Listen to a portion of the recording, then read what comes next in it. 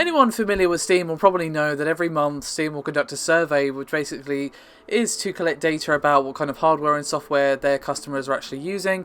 Now, obviously this is both optional and anonymous, but it does reveal some interesting things every now and again. Now, the thing that I want to discuss today is regarding VR. Now, of course, there has been a fair amount of sort of controversy and complaints surrounding the Oculus Rift, given their sort of bumbling of the launch, how many people waited a long time to get their headsets after pre-ordering the Rift, and how they prioritised retail over people's pre-orders and all sorts of other things. And in comparison, the launch of the HTC Vive has been pretty smooth, especially with the Rift guys aggressively pursuing exclusivity to the point where it's actually kind of bit them in the butt a little bit. Now, just to put it out there, this Steam hardware survey was basically saying that by the end of May, the HTC Vive had a 66.61% market share, with only 19.949% owning the Oculus Rift, consumer version, by the way. Now, obviously, this is the Steam hardware survey, so you could argue that some users who own a Rift might not necessarily be on Steam to be using it with their Rift games or whatever, and even if you are on Steam as a user of Vive or the Rift, you might not necessarily take part in the survey. So while this isn't by no means tried and true, 100% set in concrete that this is definitely the market share, it still points to a sort of leading victory for now for the Vive.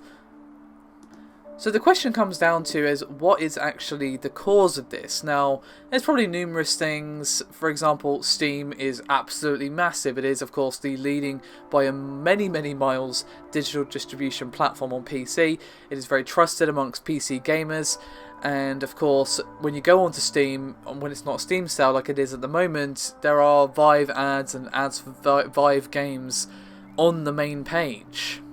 Also, a thing that's definitely working in the Vive's favour is, despite that it does cost a little more, you have the motion controllers coming with the device. Now, obviously, the touch controllers for the Rift aren't even out yet, as far as I understand. Do correct me if I'm wrong, but I don't believe they are out yet.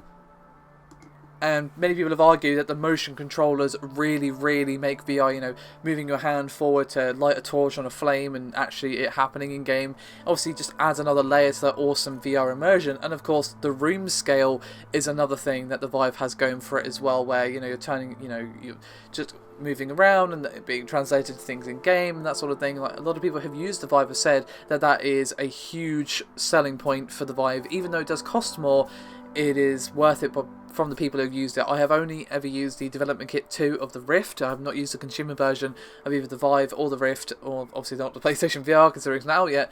So do keep that in mind. This is judging from what I've read and the general sort of feel for opinions that I've been getting over the last few months. Now, another thing to keep in mind is another sort of impact of the delay of the pre-orders getting in people's hands and that sort of thing.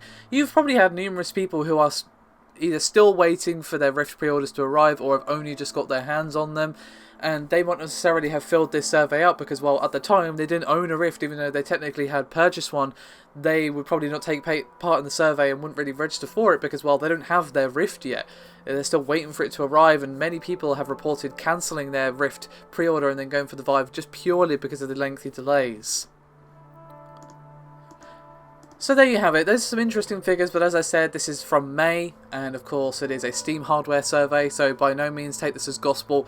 But even if you say this is slightly inaccurate, it's still an indication of the strong market share that Vive has in favour of the Oculus Rift. And it's not looking good for Rift, to be honest. I've been seeing a lot of positivity surrounding Vive and a lot of negativity surrounding the Rift. It'll be really interesting to see what happens when the PlayStation VR happens now. While it's a fairly expensive proposition still, once you throw in the Move and the PlayStation camera, it still is the cheaper end of VR, and also you don't have to worry about, can my PC run it? It literally, you plug it into your PS4, assumedly. Obviously, I don't know, I haven't used it. You set up the camera, you got your moves, done, you're ready to go, and that's it. Which is obviously one of the sort of upsides of console gaming, and I definitely think this is going to be one of the things that puts VR into the hands of more consumers, especially when you consider there are 40 million PlayStation 4s out there.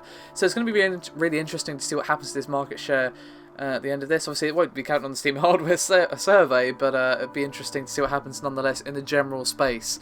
As always though, guys, thank you very much for watching. Do let me know your thoughts and opinions on this, and I'll see you next time.